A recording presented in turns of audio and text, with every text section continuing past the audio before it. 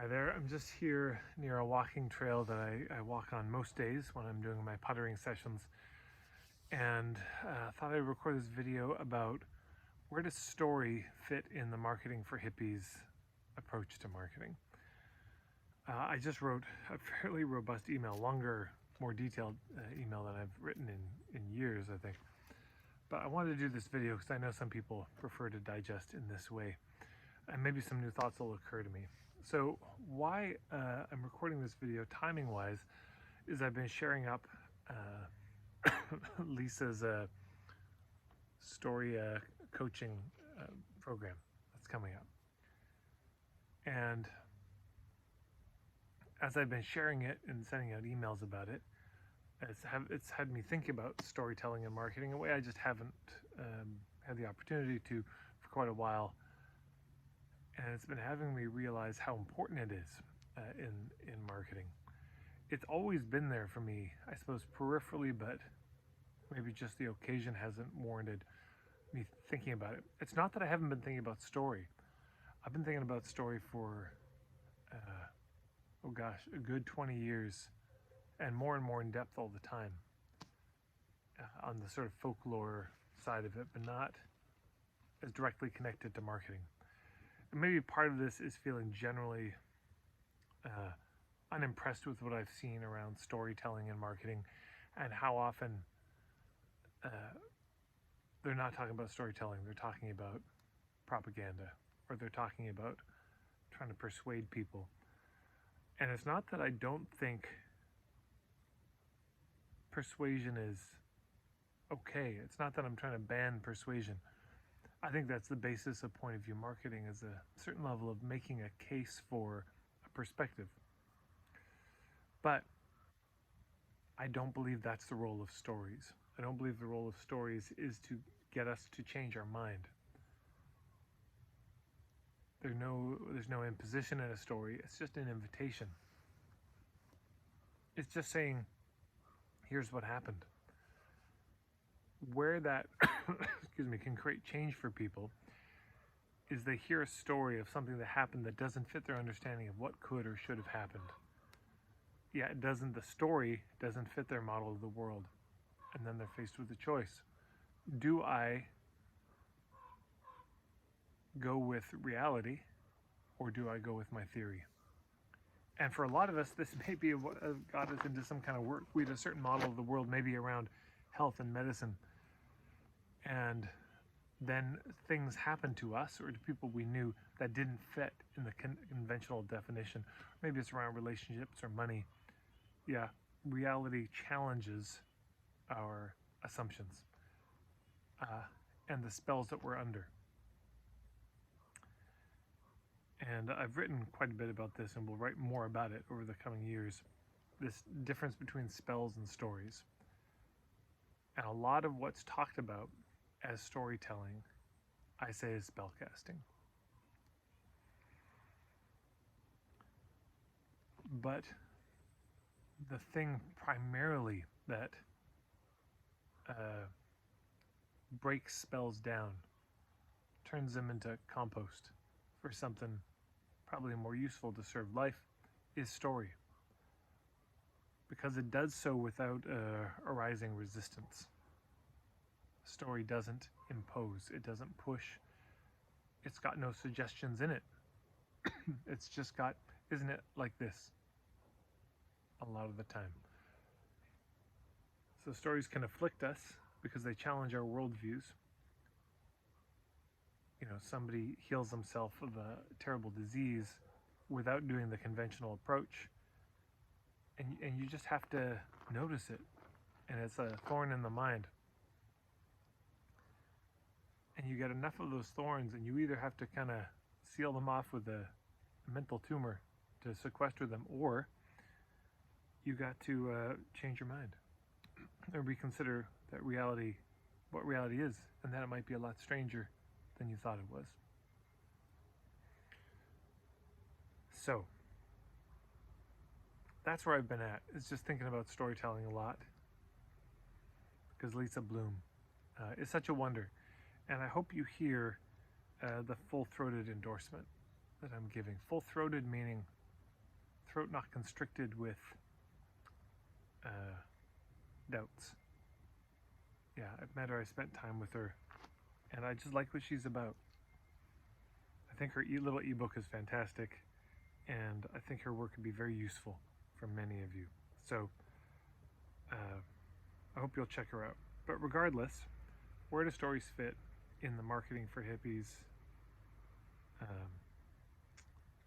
model? Right?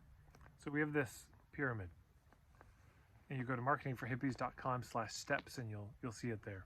At the base of the pyramid, we got ethics. Then we have niche, point of view, hub, business model, and then hub marketing. So let's just take them one by one. What does stories have to do with ethics? On the surface, it seems like nothing at all. Like story is more of a strategic something, and so when you get to, introducing yourself or writing your web copy, it'd be there. But it's not in the ethics side. But I say actually no. That storytelling is one of the most fundamental bedrocks of ethics, because I think spell casting is so often. I'm not trying to throw out spell casting, by the way, but I'm saying it's often unethical, and it's often an imposition on people. But storytelling is just where you share.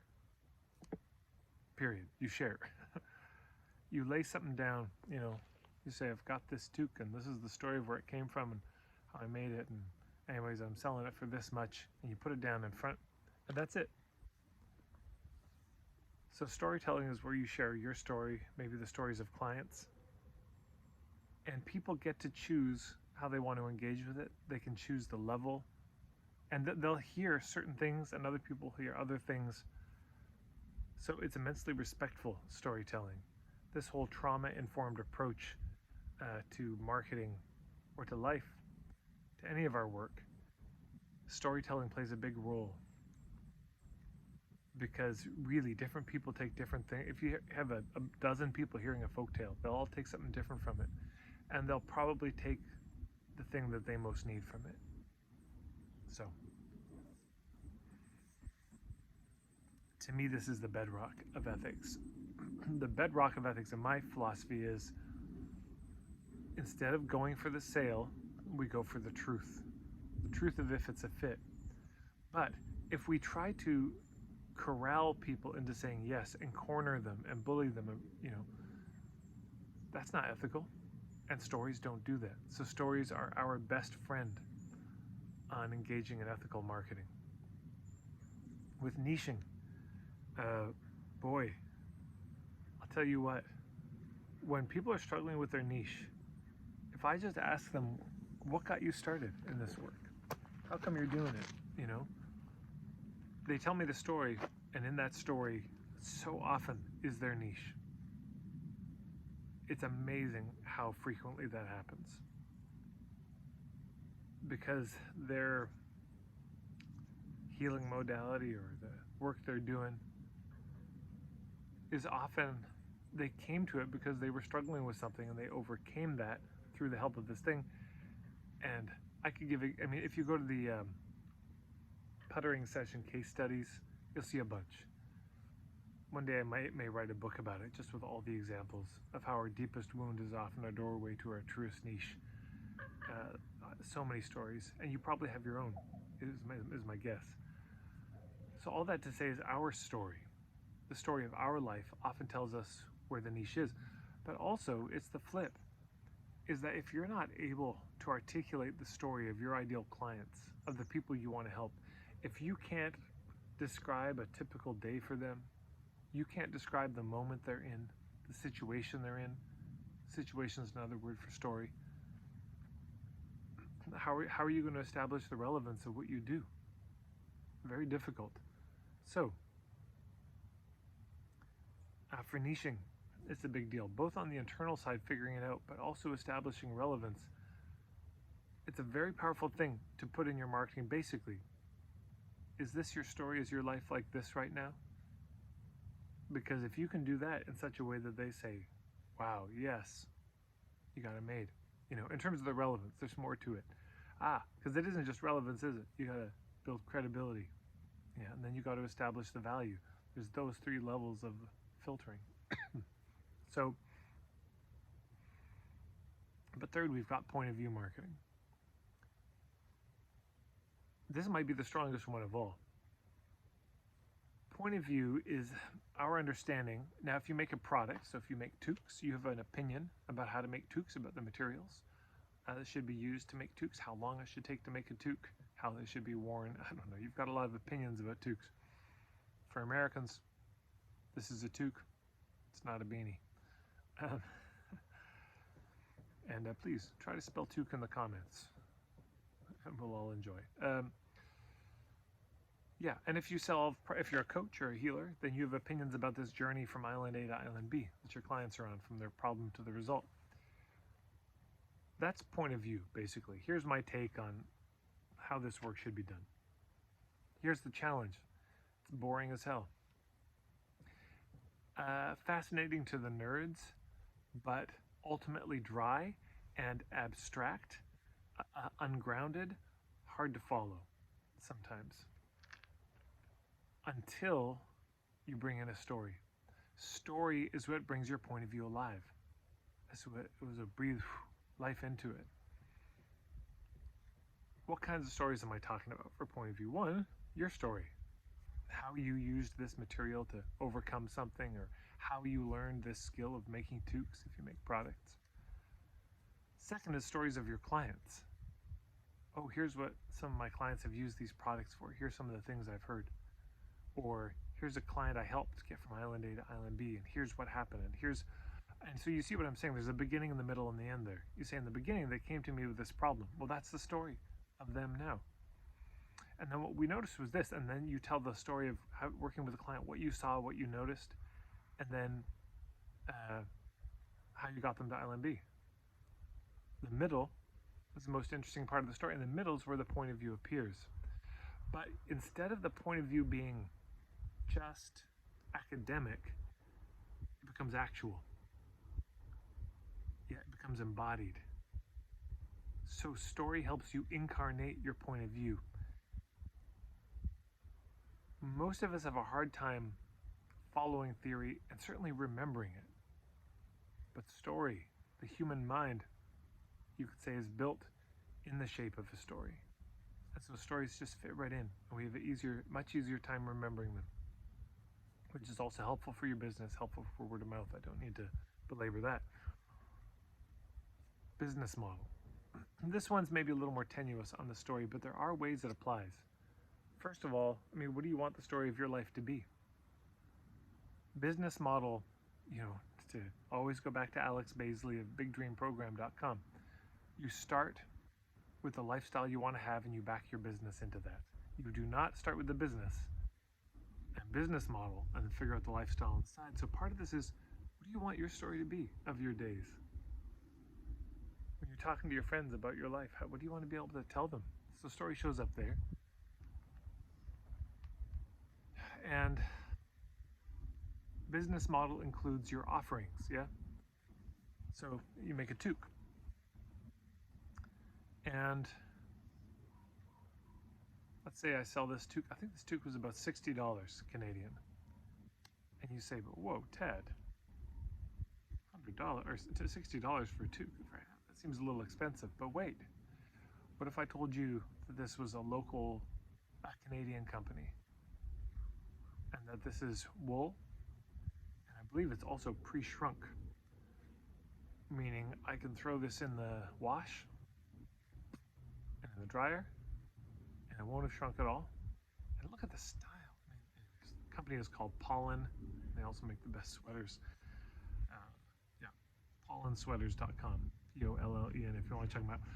But if you really learned about this company and the lengths they go to do the right thing, suddenly $60 isn't so bad. Mac Ross once said, the purpose of marketing is to establish the value beyond the immediately apparent, meaning people don't understand what goes into their things. This is certainly true these days, hey? People don't know anything, about how things are made. So one of the most powerful things you can do in marketing is establishing the value of your offer, yeah? Because we've talked on a separate track from the pyramid, relevance, talked about credibility, in that your point of view is what establishes the most credibility, and stories are the way that you bring that point of view alive. So stories are not fundamentally there to build relevance. They're there to see if there's relevance. And then they're fundamentally there to build credibility, but also value. They're there to build the value. If you told your clients, if you make a product, if you told them the full story of everything you went through. We just did an event yesterday called the Basket of Stories, where we're making a bunch of folks come together making baskets out of willow and ivy, and those baskets are going to be given away at an Indigenous Ancestor Walk coming up in June. And it was interesting, the story I was telling is a Duncan Williamson story called The King's Lamp, and it's all about a king who's taxing his people way too much. And the storyteller knows the king has to be made to understand, because they can't outgun him, they can't outpower him. And so the tinker makes a lamp, and the lamp leaks all over the king's table. The king is furious, and he calls the tinker in, and he's going to punish him. He says, but it's not my fault. You know, the tin that I got was from your town, and it's the best they have, but it's not very good, and it has impurities in it, and holes appear, and the tallow leaked out.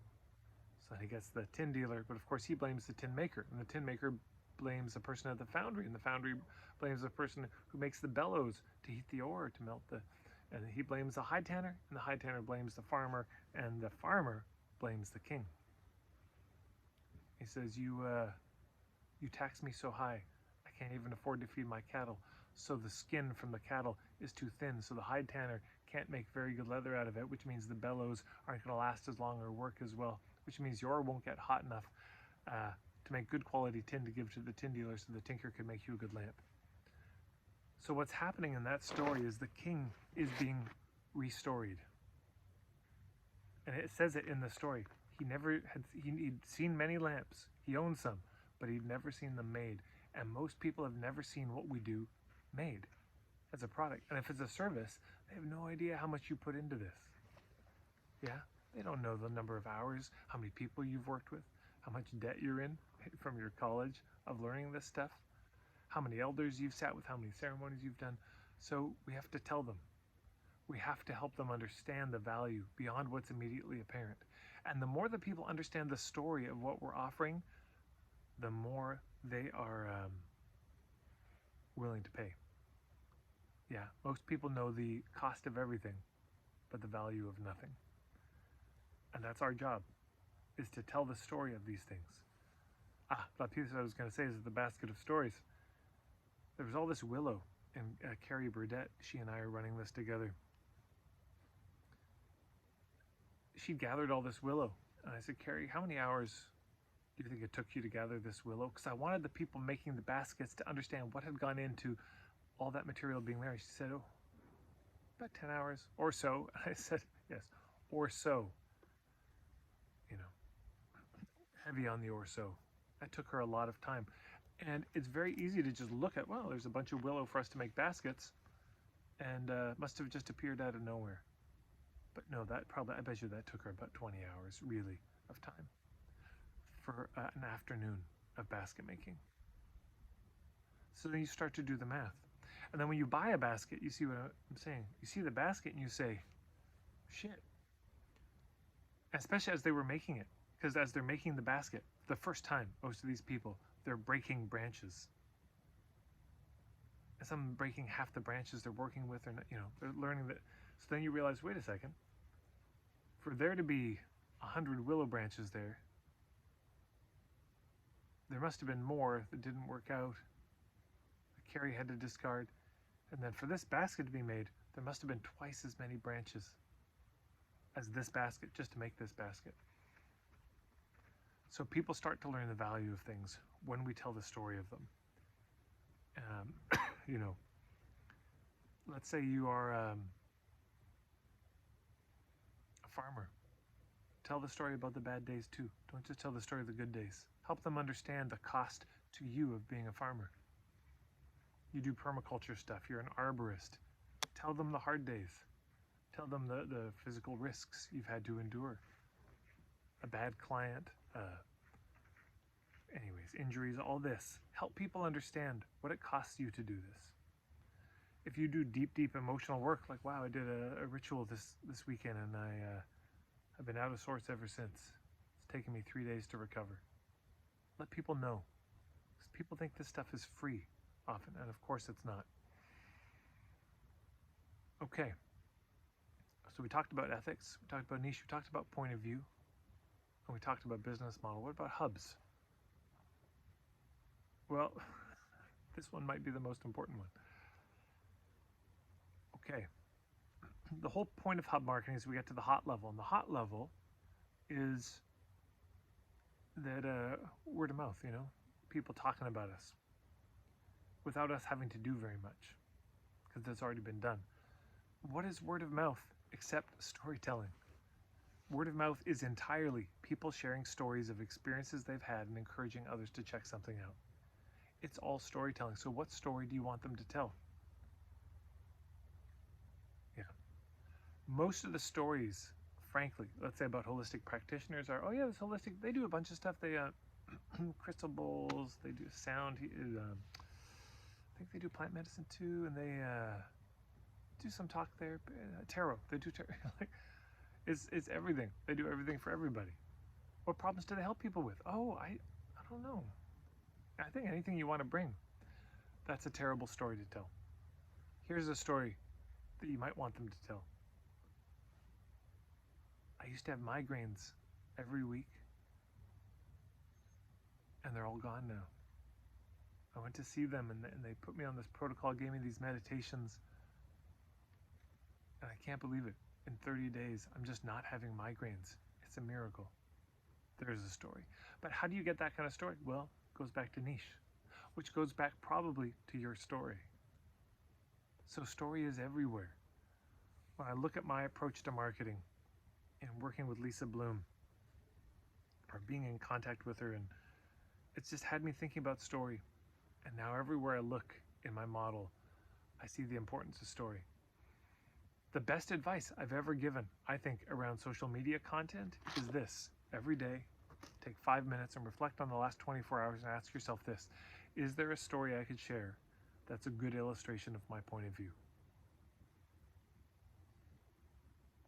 Stories abound. They are they a tool? I suppose they are, in a deep human way, that humans have relationships to tools. Stories are one of these tools we've been entrusted with.